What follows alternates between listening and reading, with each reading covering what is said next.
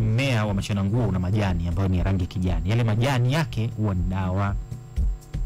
Yale majani ya mashona nguo ni dawa nzuri sana, na unaweza kuweka katika kachumbari. Wengine wanaweka yanaliwa mabichi hivyo kwenye salad. Kachumbari unayachukua tu unayakatia katika saladi, alafu analiwa kabisa. Analiwa. Alafu unaweza pia kwenye zile, kuna watu wanatengeneza juice fulani inaitwa green juice ambazo zinakuwa na vitu vingi sana ambavyo ni vya rangi ya kijani. Kwa hiyo kama unatengeneza ile green juice unaweza kuwekea pia hii majani ya mashona nguo, alafu kasaga pamoja ikawa juice ukanywa. Ni tiba nzuri sana.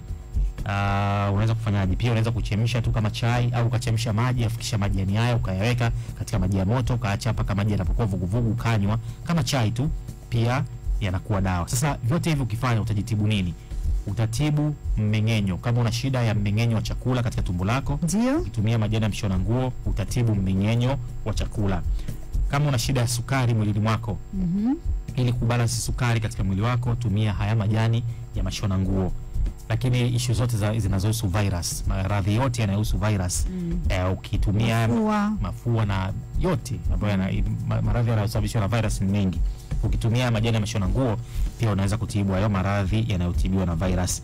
Lakini kuna vivimbe vile tunaviita inflammation, vile ambavyo vinasababisha maumivu katika mwili, au kuna watu wana shida ya kuvimba miguu, basi kutumia majani ya mashona nguo kwa namna ambavyo tumeelezea hapo itakutibu vizuri kabisa shida hiyo ya uvimbe.